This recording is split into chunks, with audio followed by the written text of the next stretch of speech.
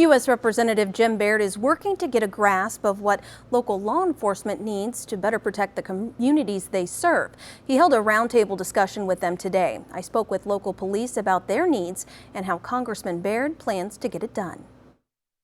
Well, our law enforcement officers are an integral part of our communities. U.S. Representative Jim Baird is on a mission to help law enforcement. We've got this messaging going on about defunding the police, and I think it's important that we defend the police. So on Tuesday, he hosted a roundtable discussion with about a dozen law enforcement officers from his district. We need to make sure that they have the resources and the tools and all the things that are necessary for them to be able to do that job well. Lafayette Police Chief Patrick Flannelly was among the officers in attendance. He says one subject was common. Mental illness, addiction, they drive a lot of the problems in our communities. They drive a lot of calls for service for our local police departments, which puts a lot of pressure on our jails and our sheriff's departments. Flannelly says a lack of access to mental health facilities and addiction programs is a problem nationwide. It's time that we really start looking for long-term solutions, stop looking at Band-Aid solutions, and really look at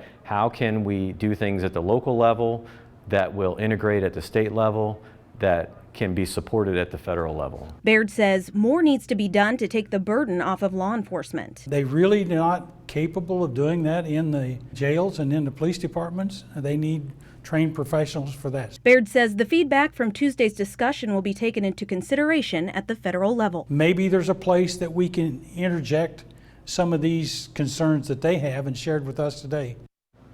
Baird says Congress is in the process of appropriating federal funding right now. However, they're on summer break at the moment. He says police funding will be discussed when Congress reconvenes at the end of the month.